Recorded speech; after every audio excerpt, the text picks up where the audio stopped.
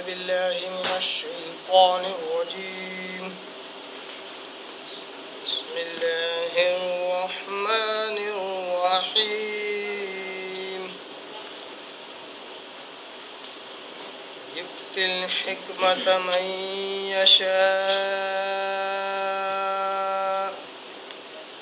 ومن يؤت الحكمة فقد أوتي خيرا كثيرا وما يذكر إلا أولو الألباب صدق الله العظيم نحمده ونصلي على رسوله الكريم اما بعد تمام قسم کی حمد و ثنا تعریف کبریائی بڑائی اسی اللہ وحدہ لا شریک کے لیے لائق اور زیبا ہے جو ساری کائنات کا خالق مالک میرا اور آپ کا مربی ہے۔ اسی اللہ کے لیے ساری تعریفیں ہیں جو غفور ہے، غفار ہے، کریم ہے، ستار ہے۔ بعد اس کے آپ کے میرے آقا دو جہاں کے سردار الانبیاء پر کروڑا کروڑ ان گنت بے شمار درود و سلام ہو صلی اللہ علی محمد و آلہ وسلم۔ قابل احترام بزرگوں، عزیز دوستوں، نوجوان ساتھیوں،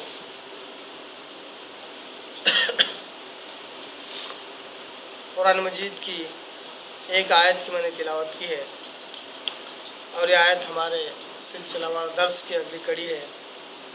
سورہ بقرہ سورہ نمبر 2 پارہ نمبر 3 رکوع نمبر 37 کی آیت نمبر 269 ہے۔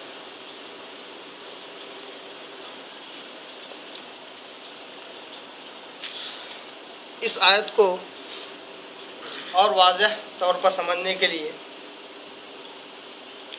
اس کی پچھلی والی آیت کا اعادہ ہم کرتے ہیں۔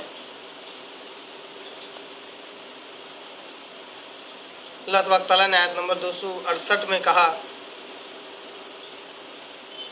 الشیطان یعدکم الفقر ویأمرکم بالفحشاء واللہ یعدکم مغفرۃ منہ وفضلا واللہ واسع علیم۔ اے ایمان والو، شیطان تمہیں ڈراتا ہے فقر سے، فاقہ کشی سے، تنگ دستی سے، قلاشی اور فقیری سے شیطان تمہیں ڈراتا ہے۔ وَيَأْمُرُكُمْ بِالْفَحْشَاءِ،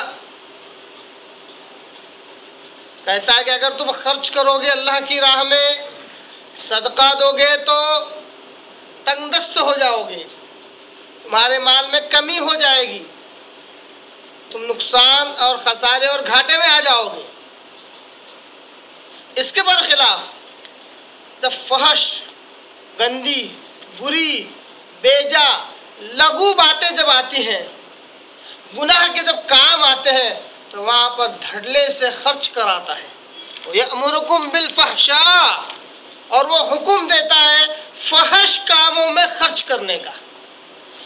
جہاں ایک طرف شیطان اس بات سے ڈراتا ہے کہ کار خیر میں خرچ کرو گے تو نقصان ہوگا، فقیری آئے گی، تنگ دستی آئے گی، نیک کاموں میں خرچ کرو گے تو نقصان اٹھاؤ گے، وہیں پر دوسری طرف حکم دیتا ہے کہ اگر تم برائی میں خرچ کرنا چاہو تو دھڑلے سے خرچ کرو، یہاں کوئی نقصان نہیں ہے۔ تو گویا کہ برائی میں، فحش میں، برے کاموں میں، گندے کاموں میں، فتنے و فساد کے کاموں میں، نفسانی خواہشات کے پیچھے دھڑلے سے خرچ کراتا ہے اور خرچ کرنے کا حکم دیتا ہے۔ اس آیت کے ٹکڑے کے تعلق سے مزید تشریح آپ پچھلے درس میں سن سکتے ہیں کہ یہ وَيَأْمُرُكُمْ بِالْفَحْشَاءِ کا اصل معنی شیطان خرچ کرنے کا حکم دیتا ہے جہاں برے اور فحش کام ہوں۔ اس کے برخلاف اللہ تبارک تعالیٰ کہتا ہے وَاللَّهُ يَعِدُكُمْ مَغْفِرَةً مِّنْهُ وَفَضْلًا، اس کے برخلاف اللہ تبارک و تعالیٰ اے ایمان والو تم سے وعدہ کرتا ہے مغفرت کا، بخشش کا، معاف کر دینے کا۔ بحیثیت انسان تم سے کچھ بھی کیوں نہ ہو جائے، تم میرے دربار میں آؤ، مجھ سے مغفرت مانگو، مجھ سے بخشش مانگو، میں تمہیں فوراً بخش دوں گا۔ فضلا، اتنا ہی نہیں، اپنے فضل سے تمہیں اور زیادہ دوں گا۔ تم نے گناہ کیا، تم سے غلطی ہوئی، اور تم آ کر میرے آگے مغفرت مانگتے ہو، مجھے اتنی خوشی ہوتی ہے کہ نہ صرف میں تمہیں بخش دیتا ہوں بلکہ اور زیادہ اجر و ثواب بھی دیتا ہوں، کیونکہ رب سے مغفرت مانگنا بھی ایک نیک کام ہے۔ اس نیک کام کے بدلے میں تمہیں اور اپنا فضل بھی دیتا ہوں، اور نیکیاں، ثواب اور اجر بھی دیتا ہوں۔ واللہ واسع علیم، بے شک اللہ تبارک تعالیٰ وسعت والا اور علم رکھنے والا ہے کہ کس کو معاف کیا جائے، کس طریقے سے معاف کیا جائے، کتنا معاف کیا جائے، اور کس کو کتنا ثواب دیا جائے، کس کو کتنا کیا کہتے ہیں، کس پر کتنی بھلائیاں نچھاور کی جائے، کس کو کتنی نعمتیں دی جائے۔ یہ اللہ تبارک تعالیٰ وسعت والا بھی ہے، نعمتوں والا بھی ہے، ڈھیل دینے والا بھی ہے۔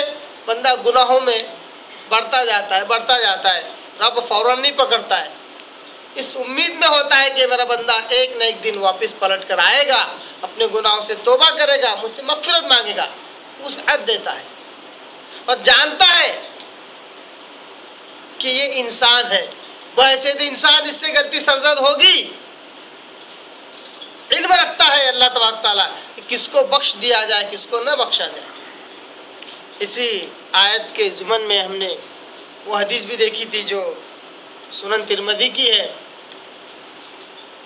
اور سنن نسائی الکبریٰ کی ہے، کہ آپ وسلم کہتے ہیں کہ شیطان چوکا مارتا ہے انسان کے ساتھ، مومن کے ساتھ کیا کرتا ہے، چوکا مارتا ہے، وسوسہ ڈالتا ہے، حملہ کرتا ہے۔ ان شیطان للمہ، شیطان کیا کرتا ہے، حملہ کرتا ہے اور اس کو برائی کا حکم دیتا ہے، برے کاموں کا حکم دیتا ہے۔ اس کے برخلاف ایک فرشتہ بھی ہوتا ہے، وہ ہی اس کو ایک حکم دیتا ہے، وہ بھی اس کی طرف اچھی بات القاء کرتا ہے، الہام کرتا ہے۔ آپ وسلم کہتے ہیں اگر ایسا معاملہ ہو، اچھی بات، اچھے خیالات اگر ذہن میں آئے تو الحمدللہ، اللہ کی حمد کرو، اللہ کا شکر ادا کرو، کیونکہ یہ اللہ کی طرف سے، ذالک من عند اللہ، یہ اللہ کی طرف سے۔ اور اگر اس کے برخلاف پہلے والا اگر معاملہ ہو، شیطان وسوسے ڈالے، تو فاستعیذ باللہ، اللہ سے پناہ مانگو، اللہ کی پناہ مانگو شیطان سے، یہ شیطان کی طرف سے۔ معلوم ہوا کہ اس حدیث سے ایک جو نقطہ نکلا، اس حدیث کو اثر رکھنا مقصد ہے تاکہ اگلی آیت سمجھ میں آئے۔ اس حدیث سے ایک نقطہ نکلا کہ آپ صلی اللہ علیہ وسلم نے کہا کہ فرشتہ بھی ایک بات ڈالتا ہے، فرشتہ بھی ایک بات سمجھاتا ہے، ایک بات القاء کرتا ہے، الہام کرتا ہے، بندے کے دل میں ایک بات ڈالتا ہے۔ آپ صلی اللہ نے کہا اگر ایسا ہو تو اللہ کا شکر ادا کرو، کیونکہ وہ اللہ کی طرف سے۔ معلوم ہوا کہ اللہ تبارک و تعالیٰ بھی خفیہ طور پر بندوں کی رہنمائی کرتا ہے۔ جہاں شیطان اپنی محنت کر رہا ہے، وہاں پر اللہ تبارک تعالیٰ اپنے بندوں کی مدد بھی کر رہا ہے غیبی طور پر۔ وہ ہے کہ اللہ کی طرف سے اچھی باتیں اترتی ہیں، بندے پر نازل ہوتی ہے، الہام ہوتا رہتا ہے۔ جیسا کہ اللہ تبارک تعالیٰ قرآن مجید میں کہتا ہے فَأَلْهَمَهَا فُجُورَهَا وَتَقْوَاهَا، ہم نے انسان کی طرف الہام کیا فسق و فجور کا بھی اور تقوی کا بھی، فسق و فجور کا بھی اور تقوی کا بھی، دونوں قسم کے خیالات انسان کے اندر آتے رہتے ہیں، دونوں اللہ کی طرف سے، ایک طرف سے شیطان کو ذریعہ بناتا ہے، ایک طرف سے فرشتوں کو ذریعہ بناتا ہے۔ معلوم ہوگا اللہ تعالیٰ اچھی باتیں بھی بندے کے دل میں ڈالتا ہے۔ اب آئیے اس آیت نمبر 268 جو کہ اس آیت کے اوپر لکھا ہوا ہے لا اور صلاح، یعنی کہ بات ابھی جس تعلق سے کی جا رہی ہے وہ مکمل نہیں ہے، اس لیے آیت نمبر 269 اس 268 سے جڑی ہوئی ہے۔ مگر آیت نمبر 269 مختصر مگر بڑی جامع آیت ہے، اس لیے ہم نے اس کو آج کے درس کے لیے رکھا ہے۔ آیت نمبر 269 میں اللہ کہتا ہے یؤتی الحکمت من یشاء، یؤتی الحکمت من یشاء، یؤتی کا مطلب وہ دیتا ہے، عطا کرتا ہے۔ یؤتی الحکمہ، وہ حکمت دیتا ہے، من یشاء، جس کے لیے چاہے۔ ومن یؤت الحکمت، اور جو حکمت دیا گیا، فقد اوتی خیرا کثیرا، فقد اوتی خیرا کثیرا، تو یقیناً وہ شخص دیا گیا بہت زیادہ بھلائی، خیرا کثیرا، بہت زیادہ بھلائیاں دیا گیا۔ جس کو حکمت مل گئی اس کو سمجھو بہت سی نعمتیں مل گئی۔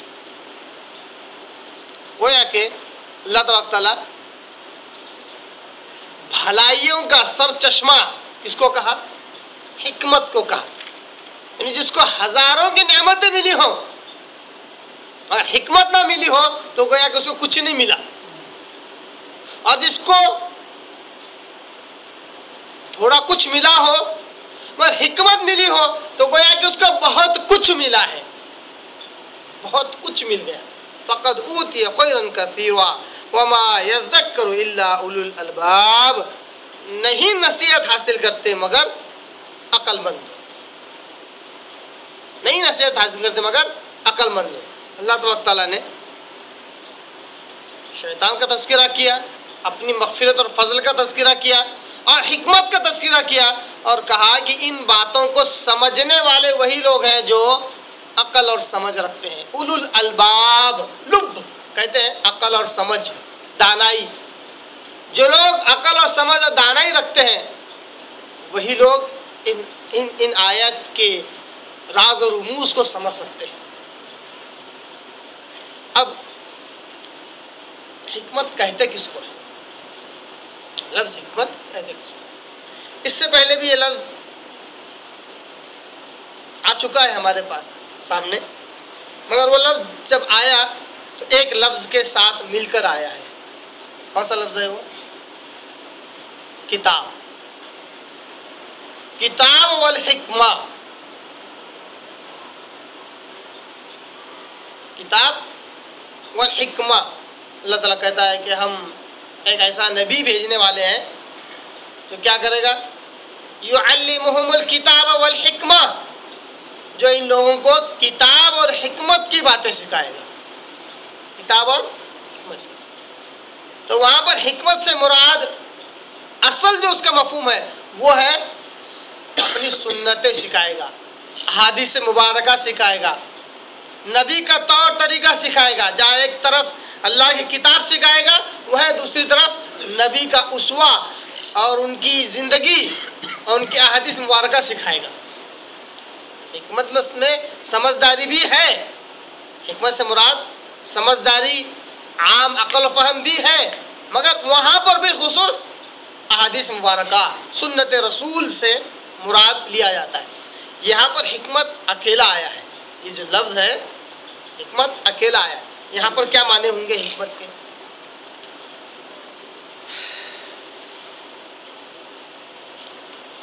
حکمت کے کئیوں معنی ہیں۔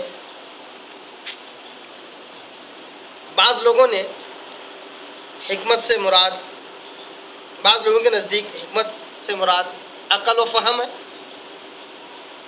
علم ہے، بعض کے نزدیک اصابت رائے۔ حکمت کے جو معنی ہیں بعض کے نزدیک کیا ہے؟ جتنے بھی آپ اس کے تراجم اور تفاسیر دیکھیں گے اس میں یہ سارے معنی آپ کو ملیں گے جن کا میں نچوڑ آپ کے آگے رکھ رہا ہوں۔ اس کے اندر بعض صحابہ کے اقوال بھی ہیں۔ حکمت بعض کے نزدیک اصابت رائے، اصابت رائے کس کو کہتے ہیں؟ صحیح رائے دینا، صحیح رائے دینا، صحیح مشورہ دینا، اس کو کہتے ہیں اصابت رائے۔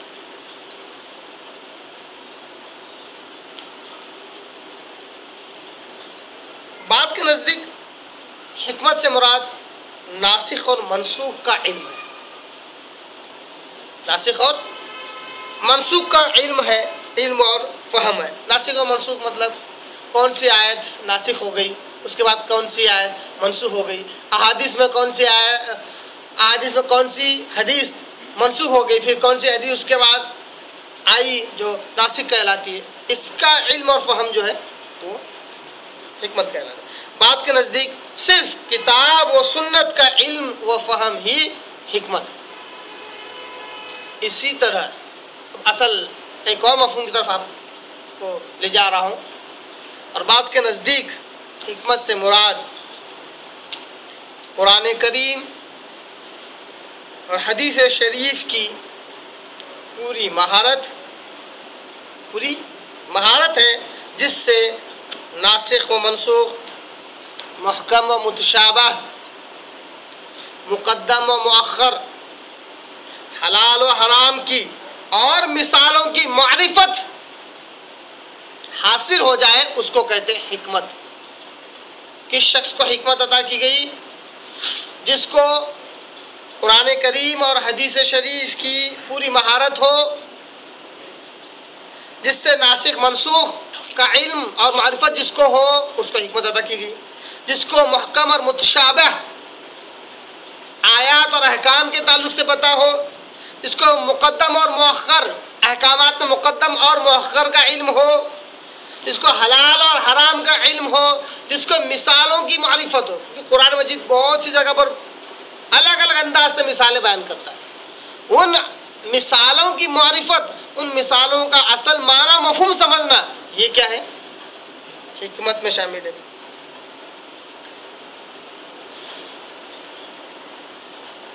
ان چیزوں کو، قرآن مجید کو، احادیث مبارکہ کو پڑھتا تو ہر برا بھلا شخص ہے۔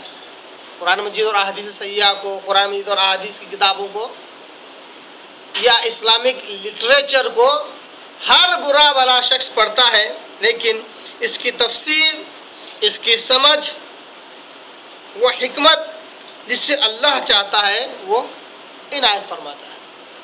کئیوں لوگ ہیں جو قرآن مجید اور احادیث مبارکہ کا مطالعہ کر رہے ہیں، اسلامک لٹریچر کا مطالعہ کر رہے ہیں، اور ان کا صحیح معنی و مفہوم وہی لے لیتا ہے، وہی شخص سمجھتا ہے جس کو اللہ تبارک تعالیٰ حکمت عطا کرتا ہے، اور وہی شخص جس کو اللہ حکمت عطا کرے وہ ان سب کا جو اصل مطلب ہوتا ہے اس کو وہ پا لیتا ہے۔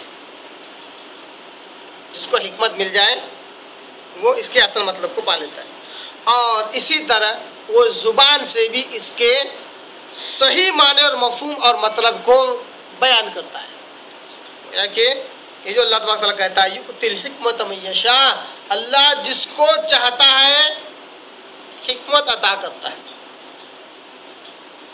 ومن یؤت الحکمت فقد اوتی خیرا کثیرا، جس کو حکمت عطا کی گئی اس کو بہت زیادہ بھلائیاں عطا کی گئی۔ تو جس کو حکمت عطا کی جاتی، اس کو اللہ حکمت دے دیتا ہے، وہ قرآن مجید اور احادیث مبارکہ میں مہارت حاصل کرتا ہے، بہت زیادہ علم حاصل کرتا ہے، علم و فضل اس میں حاصل کرتا ہے، یہاں تک کہ ناسخ منسوخ کا علم آ جاتا ہے۔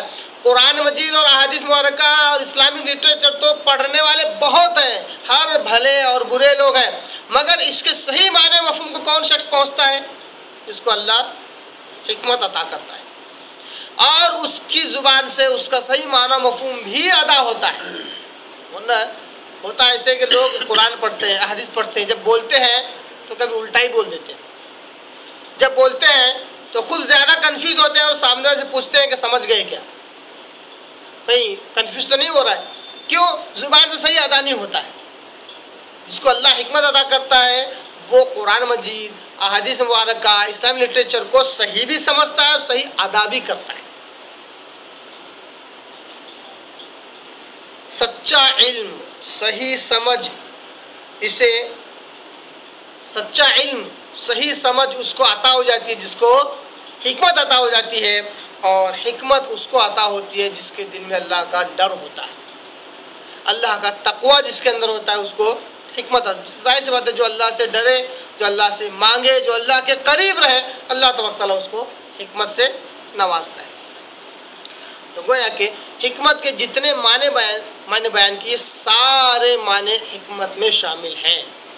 علم، فضل، فہم، قرآن حدیث کا علم، اور کیا کہتے ہیں کتاب و سنت کا علم، ناسخ و منسوخ کا علم، حلال و حرام کا علم، یہ سب حکمت میں شامل ہے۔ اب سوال کھڑا ہوتا ہے کہ نبوت حکمت میں شامل نہیں ہے؟ کیونکہ کتاب والحکمہ سے مراد قرآن مجید اور نبوت جو نبی کو دی جاتی ہے اس کو سنت کہتے ہیں، وہ بھی تو شامل ہے۔ یقیناً حکمت میں نبوت سب سے اعلیٰ درجہ ہے۔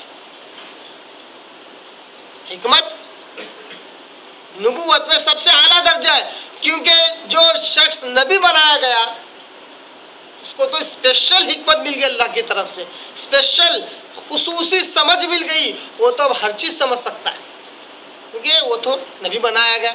تو نبوت حکمت کا اعلیٰ درجہ ہے۔ اب آئیے ایک نقطے کو ہم سمجھتے ہیں، وہ ہے کہ یہ جو لفظ حکمت ہے، اگر ہم آیت کے اس ٹکڑے پر غور کریں، یؤتی الحکمت من یشاء، اللہ دے دیتا ہے حکمت جس کے لیے چاہے، جس کے لیے چاہے۔ اگر آیت کے ظاہری الفاظ پر ہی اگر غور کریں تو معلوم ہوتا ہے کہ آیت کا ظاہری معنی بالکل عام ہے، اس سے کوئی خاص مراد نہیں ہو سکتا، اس سے کوئی خاص مراد نہیں ہو سکتا۔ آج سے 1450 سال پہلے یہ آیت نازل ہوئی۔ یہ آیت ہر اس شخص کے تعلق سے ہے جس کو اللہ نے حکمت سے نوازا۔ کون؟ اس کی لسٹ ہمارے پاس نہیں۔ اگر کوئی شخص کسی خاص کا نام لے کر کہتا ہے کہ اللہ نے یہ جو آیت کہی ہے یہ ان کے تعلق سے ہے، ایسا مناسب نہیں۔ ہاں، صحابہ کرام اس طرح کیا کرتے تھے کہ جس آیت سے جو مفہوم نکلتا تو چاہے وہ کوئی بھی زمانہ ہو، کہتے تھے کہ وہ آیت اس لیے نازل ہوئی ہے کیونکہ اس آیت میں وہ مفہوم ہوتا۔ اگر کوئی شخص ایسا معلوم ہے کہ اس کے اندر واقعی وہ ساری صلاحیتیں ہیں جو حکمت سے موضوع ہیں، تو کہہ سکتے ہیں اللہ نے ان کو حکمت سے نوازا۔ مگر حکمت کا معنی مفہوم کسی خاص پر لے جا کر ٹکا دینا، جمع کر دینا اور کہنا کہ اب اس کے بعد کسی کو حکمت نہیں ملی، یہ اللہ کی آیت کے ساتھ کھلواڑ ہے، یہ اللہ کی آیت کے ساتھ انصاف نہیں ہے۔ ویسے بعض لوگوں کا یہ عقیدہ ہے، یہ دعویٰ ہے کہ نبی کریم صلی اللہ علیہ وسلم پر جب وحی نازل ہوئی، بات بڑی سینسیٹیو ہے، حساس ہے، مگر غیر جانبدارانہ اور انصاف پسندی سے اگر اس بات کو سنیں اور سمجھیں تو بات اچھے سے سمجھ میں آئے گی کہ نبی صلی اللہ علیہ وسلم پر جب اسلام کا کیا کہتے ہیں انزال ہوا، اسلام اللہ تبارک تعالیٰ نے نازل کیا، نبی بنایا، اس وقت آپ صلی اللہ علیہ وسلم قرآن مجید کی آیتوں کو سنتے، اللہ تبارک تعالیٰ کی طرف سے جو وحی خفی ہے، وہ وحی جس کی تلاوت نہیں ہوتی ہے، وہی غیر مطلوع ہے، آدھی مبارکہ، وہ بھی اللہ کی طرف سے آتی، ان کو سنتے سمجھتے، اس کے ذریعے سے مسلمانوں کی رہنمائی کرتے جاتے۔ یہاں تک کہ آپ صلی اللہ علیہ وسلم جب تک زندہ تھے تب تک صحابہ کرام کی اتنی زبردست ٹریننگ کی کہ صحابہ کرام حلال حرام میں تمیز کرتے تھے، محکم اور متشابہات باتوں کو سمجھتے تھے۔ جہاں کسی کو کوئی علم نہ ہوتا تو ایک دوسرے سے احادیث مبارکات جانتے کہ فلاں چیز حلال ہے یا حرام ہے، فلاں چیز میری نگاہ میں مشکوک ہے، بتاؤ تو کیا ہے۔ اگر کوئی حدیث بیان کر دیتا تو ان کا شک دور ہو جاتا۔ یہ اسلام چلتا رہا صحابہ، تابعین، تابع تابعین کے دور تک۔ الحمدللہ قرآن مجید اور آیت مبارکہ بالکل کھلی تھی تو ہر ایک کے پاس حکمت سمجھ میں آ رہی تھی، حکمت آ رہی تھی، علم آ رہا تھا، مطلب حکمت آ رہی تھی۔ ایک دور ایسا آیا کہ لوگوں نے حکمت کو خاص کر دیا چند لوگوں کے لیے، یہ نتیجہ ہوا غلو کا، یعنی اپنے آبا و اجداد اپنے اپنے اکابر کے تعلق جب غلو پسندی آ گئی، غلو میں جب مبتلا ہو گئے، کہا کہ اب ان سے بہتر کوئی نہیں، ان سے زیادہ علم رکھنے والا کوئی نہیں، تو حکمت ساری سمٹ کر چند لوگوں کے پاس رہ گئی۔ اب جب چند لوگوں کو جب وہ حکمت دے دی گئی تو اب مسائل اتنے حل کر دیے گئے کہ دعویٰ یہ کرتے ہیں، نعوذ باللہ بالکل ہی غلط دعویٰ ہے، کہتے ہیں قیامت تک کے سارے مسئلے حل ہو گئے، اب کوئی مسئلے کی ضرورت نہیں ہے، قیامت تک کے سارے مسئلے یہاں سے حل ہو گئے کیونکہ اتنی زیادہ حکمت دے دی گئی۔ اور نبی صلی اللہ علیہ وسلم کو جو قرآن مجید اور احادیث مبارکہ جو دی گئی ان کا نام و نشان نہیں ملتا ہے۔ جن مسائل کی کتابوں میں یہ دعویٰ کیا جاتا ہے کہ یہ قیامت تک کے سارے مسئلے اس میں حل ہے، اس میں نہ قرآن کی آیتیں دکھتی ہے نہ احادیث مبارکہ دکھتی ہے، کہتے ہیں حکمت کی وجہ سے یہ سب کچھ حل ہو گیا۔ میں کہتا ہوں اگر اس کا نام حکمت ہے، جو قرآن کے خلاف چلا جائے، جو احادیث کے خلاف چلا جائے، جو اللہ کے خلاف چلا جائے، جو رسول کے خلاف چلا جائے، کہو کہ یہ وہ مسائل ہے جو قیامت تک کے لیے حل ہے اور یہ حکمت دی گئی تھی فلاں بزرگ کو، فلاں امام کو، فلاں امام کو، فلاں امام کو، میں کہتا ہوں یہ حکمت نہیں ہے۔ الحمدللہ اللہ نے جو علم دیا تھا انہوں نے اپنی زندگی میں بہت اچھی محنت کی، لوگوں تک دین کو پہنچایا، مگر بعد کے لوگوں نے ایسے غلط مسائل ائمہ کرام کے نام سے منسوب کر دیے جن کو پڑھتے ہیں تو شرم آتی ہے، جن کو پڑھتے ہیں تو بڑی شرم آتی ہے کہ ائمہ کرام ایسے کیسے مسائل بیان کر سکتے ہیں۔ جیسے مثال کے طور پر ابھی کچھ دن پہلے ہی ایک بڑی ضخیم کتاب مسائل کی میں پڑھ رہا تھا، بڑی حیرت ہوئی مجھے کہ کیوں ائمہ کرام کے نام پر ایسے مسائل منسوب کیے گئے۔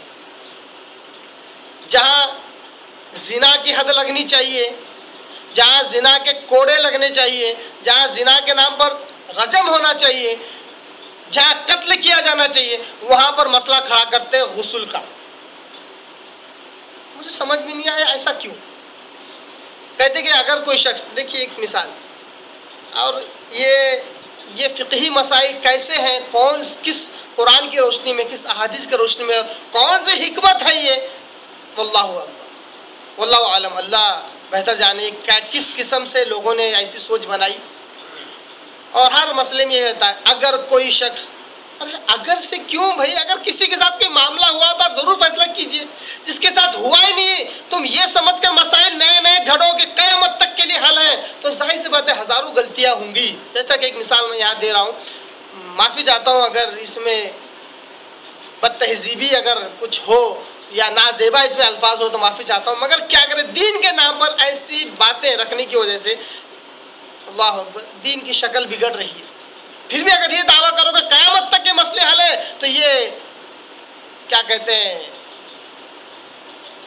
اور اپنی غلطی بھی، اور اپنی غلطی پہ سراہا بھی جا رہا ہے، اور کہتے ہیں کہ ہماری تعریف بھی کرو۔ کہتے ہیں کہ اگر کوئی شخص کسی جانور کے ساتھ یا پھر کسی کم عمر لڑکی کے ساتھ، بالغ نہیں ہے، بد فعلی کرے، مجامعت کرے، تو اس پر غسل واجب نہیں ہوتا۔ میں پوچھتا ہوں غسل کا مسئلہ یہاں پر کیوں لائے؟ غسل سمجھانے کے لیے یہ سمجھانا چاہتے ہیں کہ جانور کے ساتھ کام کر سکتے ہیں، جبکہ صحیح حدیث پیارے آقا صلی اللہ علیہ وسلم کہتے ہیں اگر کسی شخص کو کسی جانور کے ساتھ کام کرتے ہوئے دیکھو تو اس کو بھی قتل کرو اور اس جانور کو بھی قتل کرو۔ یہ حدیث کہاں گئی؟ یہ حدیث کہاں گئی؟ نابالغ لڑکی کے ساتھ کام کرنے کا تصور کیوں دے رہے ہو؟ دین کے نام پر کیوں دے رہے ہو؟ اسلام کے نام پر ایسے فحش تصورات کیوں دے رہے ہو؟ مسائل کے نام پر اللہ قسم کھا کے کہتا ہوں پورا قرآن ہے، احادیث مبارکہ بھری پڑی ہے، ایک تو ایسا مسئلہ بتلاؤ جس میں ایسا گندا تصور دیا جاتا نہیں ہے۔ کیوں نہیں ہے؟ اسلام پاک ہے، اور الحمدللہ میرا یہ دعویٰ ہے، اللہ کی قسم کھا کے کہہ رہا ہوں، قرآن مجید اور احادیث مبارکہ میں قیامت تک کے مسائل حل ہیں، قیامت تک کے مسائل۔ اب یقین نہیں کریں گے، الحمدللہ اللہ کی توفیق سے بات نکلی ہے تو یہ بات آپ کے آگے رکھ رہا ہوں۔ ہم نے ایک جگہ پر درس حدیث کا بھی اہتمام کیا، بالخصوص درس بخاری کا۔ الحمدللہ ایک ایک حدیث ہم کور کرتے جا رہے تھے۔ ایک حدیث ہمارے سامنے آئی 3 غار والوں والی، 3 غار، تین اشخاص جو غار والے تھے۔ صحیح بخاری کی حدیث ہے، جو غار میں پھنس جاتے ہیں بارش کی وجہ سے۔ الحمدللہ اللہ کی توفیق سے ہم حدیث کا جو اس کی تشریح اور اس کی جو تفصیل بیان کرتے ہیں، سب سے پہلے تو اس کا عربی لفظ بلفظ معنی و مفاہیم بیان کر دیتے ہیں۔ اس کے بعد وہ حدیث احادیث کی کتابوں میں کہاں کا یہ دوسرے محدثین نے کہاں کا روایت کیا ہے۔ اس کے بعد اس حدیث سے کتنے مسائل استنباط کیے جا سکتے ہیں، استدلال کیے جا سکتے ہیں، ہم نے نکالے تو الحمدللہ اللہ اکبر، آپ یقین نہیں کریں گے اس ایک حدیث سے 110 مسائل نکلے۔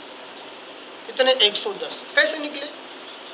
اور میں نے یہ بھی کہا کہ یہ آج کے مطابق 110 ہے، پتہ نہیں ایک وقت آئے گا اور کوئی عالم اسی حدیث پر تدبر غور و فکر کر کے 1010 مسائل نکال سکتا ہے ایک ہی حدیث سے۔ ارے ایسے ہے قرآن اور احادیث، اتنی جامع، اتنی کیا کہتے ہیں لائیو اور اتنی زندہ کہ قیامت تک یہ مونگے اور موتی کی طرح رہنمائی کرتے رہیں۔ جتنا زیادہ گہرائی میں جاؤ گے قرآن اور احادیث کے، اتنے زیادہ نئے نئے مسائل، نئی نئی باتیں، نیا نیا علم دیتے جائیں گے۔ ان کو تو چھوڑ دیا گیا اور اپنی عقل اپنی سمجھ سے نئے نئے مسائل قیامت تک لیے گھڑ دیے، تو ظاہر سی بات ہے قرآن کے خلاف بھی جانا ہے اور احادیث مبارکہ کے بھی خلاف جانا ہے۔ اور اگر اس کو حکمت سے جوڑ رہے ہیں اور کہہ رہے ہیں کہ فلاں کو ساری حکمت دی گئی تھی اس لیے یہ سارے مسئلے نکلے، استغفر اللہ، یہ اماموں کی بھی توہین ہے کہ ان کے نام پر ایسے مسائل گھڑ کے ان کو ذلیل کرنا یہ اچھی بات نہیں ہے۔ تو بات یہاں سے نکلی تھی، اللہ کہتا ہے میں حکمت دیتا ہوں جس کے لیے چاہے، تو اس میں کوئی خاص نہیں ہے۔ جو بھی اللہ کی طرف بڑھے گا، اللہ کی طرف محنت کرے گا، میں یجاہد فی اللہ، جو اللہ کی راہ میں جہاد کرے گا، محنت کرے گا، دوڑ دھوپ کرے گا، اللہ اس پر حکمت کو واضح کرتا ہے، کھولتا جاتا ہے، اللہ اس کی حکمت دیتا جاتا ہے۔ پھر وہ کیا کرتا ہے؟ قرآن پڑھتا ہے، احادیث پڑھتا ہے، تو وہ اس کا اصل معنی سمجھتا ہے جو عام طور پر لوگ پڑھنے کے بعد بھی نہیں سمجھتے۔ اللہ دے دیتا ہے حکمت۔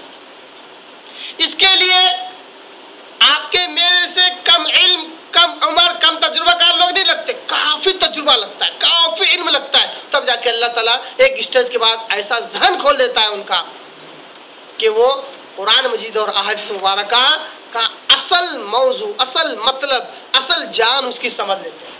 کوئی بھی مسئلہ پوچھو، اس کا اصل مسئلہ ایک ہی حدیث سے آپ ہے نا کیا کرتے ہیں، وہ شخص ایک ہی حدیث سے آپ کا وہ مسئلہ حل کر دے گا۔ دوسرا شخص آیا اسی حدیث سے دوسرا مسئلہ بھی حل، تیسرا شخص آیا اسی آیت سے تیسرا مسئلہ بھی حل۔ وہی آیت، وہی حدیث، جتنے لوگ آ رہے ہیں وہ مسائل نکل رہے ہیں، کیونکہ یہ حکمت ہے، اللہ تعالیٰ دے دیتا ہے۔ ایک بڑی پیاری حدیث ہے، آئیے اس کو آپ کے آگے رکھتا ہوں۔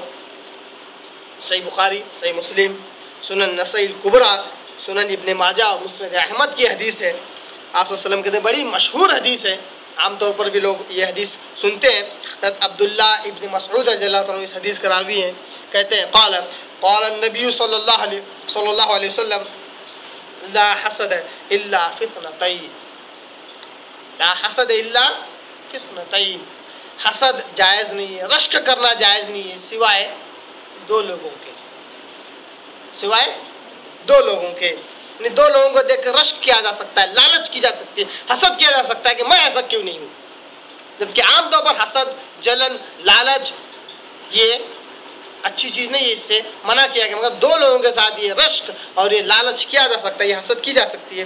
ایک رجل عطاہ اللہ مالا فسلط علی حلقته فی الحق، ایک وہ شخص جس کو اللہ تبارک تعالیٰ نے جس کو مال و دولت سے نوازا، جس کو اللہ تبارک تعالیٰ نے مال و دولت سے نوازا، اب وہ خرچ کرنے پر تلا ہوا ہے حق راہ میں، لوگ روکتے ہیں، شیطان روکتا ہے، دنیا روکتے، پھر بھی وہ حق راہ میں، حق جگہ پر خرچ کرنے سے رکتا نہیں، خرچ کرتا رہتا ہے۔ اللہ نے مال دیا اور اللہ کے راہ میں خرچ بھی کر رہا ہے، تو ایسے شخص کو دیکھ کر رشک کرنا چاہیے، حسد کرنا چاہیے کہ میں ایسا کیوں نہیں ہوں، اگر اللہ مجھے دولت دے تو میں بھی اسی طرح بے دھڑک اللہ کی راہ میں خرچ کرتا جاؤں گا، بلا سوچے سمجھے خرچ کروں گا، اللہ کی راہ میں خرچ کرتا ہوں۔ رجل، دوسرا وہ شخص ہے آتاہ اللہ الحکمہ۔ دیکھیے حدیث کو ذرا غور کیجیے، کیا کسی ایک خاص کے لیے لفظ حکمت استعمال ہو سکتا ہے؟ کسی خاص کے لیے؟ یہ بار بار خاص اس لیے کہہ رہا ہوں، چلیے تھوڑا سا اور پردہ اٹھا دیتا ہوں تاکہ میری بات زیادہ مبہم نہ رہے۔ لوگ اس طرح دعویٰ کرتے ہیں میں کسی امام کو بڑھانا گھٹانا میرا مقصود نہیں ہے، الحمدللہ ہر ائمہ کی میں عزت کرتا ہوں، ہر ایک کو کرنا بھی چاہیے ان کے علم اور فضل کی وجہ سے، مگر غلط باتیں جب منسوب کر کے غلو جب کیا جاتا ہے تو ظاہر سی بات ہے اسلام نے اس کو پسند نہیں کیا، میں بھی پسند نہیں کرتا ہوں، آپ کو پسند نہیں کرنا چاہیے۔ لوگ امام ابو حنیفہ رحمہ اللہ کے تعلق سے کہتے ہیں کہ ساری حکمت ان کو دی گئی۔ یہ ایسے الفاظ کم سے کم استعمال نہیں کرنا چاہیے، واقعی علم و فضل کے مالک الحمدللہ، تابعین رحمہ اللہ میں سے، تابعین میں سے، لیکن غلو جائز نہیں ہے۔ یقین اللہ نے حکمت دیا ہوگا، ساری حکمت اللہ نے دی، اور یہ آیت انہی کے نام پر فٹ کرتے ہیں۔ جب تقلید کو جب ثابت کرنا ہو تو یہ آیت پیش کرتے ہیں، کہتے ہیں کہ دیکھو تقلید ثابت ہو گئی، اب صرف اور صرف قیامت تک امام ابو حنیفہ کی ہی تقلید کی جائے گی۔ اللہ تبارک تعالیٰ کہتا ہے یؤتی الحکمت من یشاء، اللہ حکمت جس کو چاہے دیتا ہے، امام ابو حنیفہ رحمہ اللہ کو اللہ نے حکمت دے دی، اب قیامت تک انہی کی مانی جائے گی۔ قرآن آئے، صحیح حدیث آئے، تب بھی نہیں، صرف انہی کی اتباع، انہی کی تقلید کی جائے گی۔ یہ ایسے میں کسی چڑ کر غصے میں آ کر کسی نفرت میں نہیں کہہ رہا ہوں، لوگوں نے اس طرح کہا ہے، باقاعدہ لوگوں کے جملے موجود ہیں، لوگوں کے کیا کہتے ہیں بولے ہوئے اقوال موجود ہیں کہ اب انہی کی تقلید کی جائے گی قیامت تک۔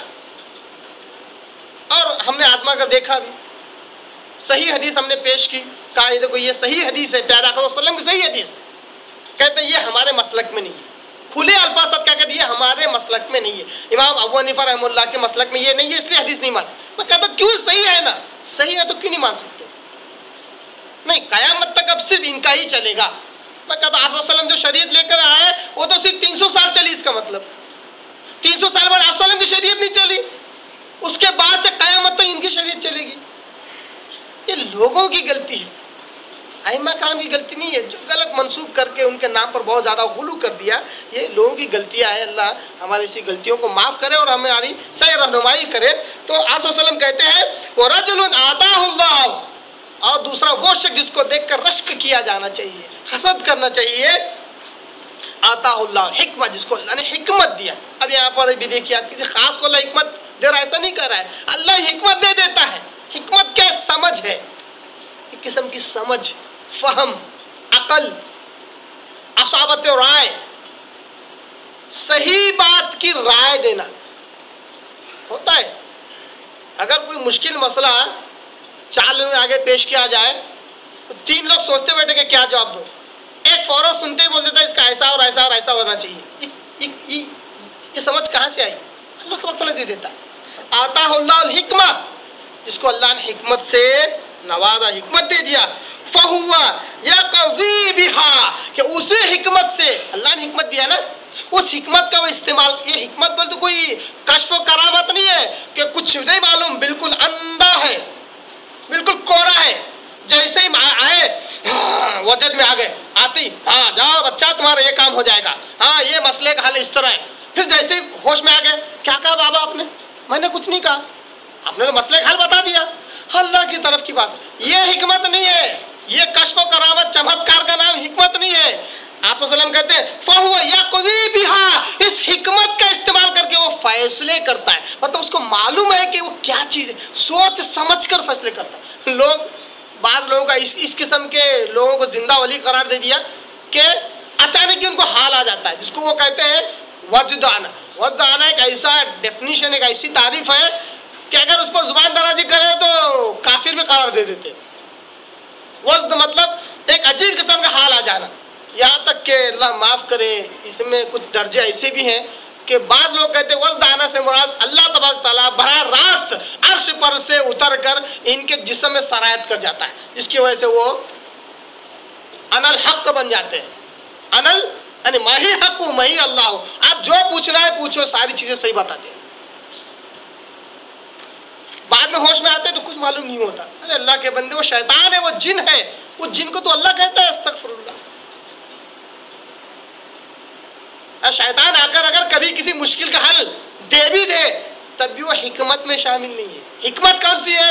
جو سوچ سمجھ کر کیا جائے. آپ صلی اللہ علیہ وسلم کہتے ہیں فَهُوَ يَقْضِي بِهَا, جس کا استعمال کر کے وہ فیصلے کرتا ہے, وَيُعَلِّمُهَا, اور اسی حکمت کے ذریعے سے وہ تعلیم دیتا ہے صحیح چیزوں کی. اب آپ بتاؤ, جو ایک جھٹکے کے لیے کچھ بن جائے, جب ہوش میں آئے تو اس کو معلوم ہی نہیں اس نے کیا فیصلہ دیا, وہ دوسروں کو کیا سکھا سکتا ہے؟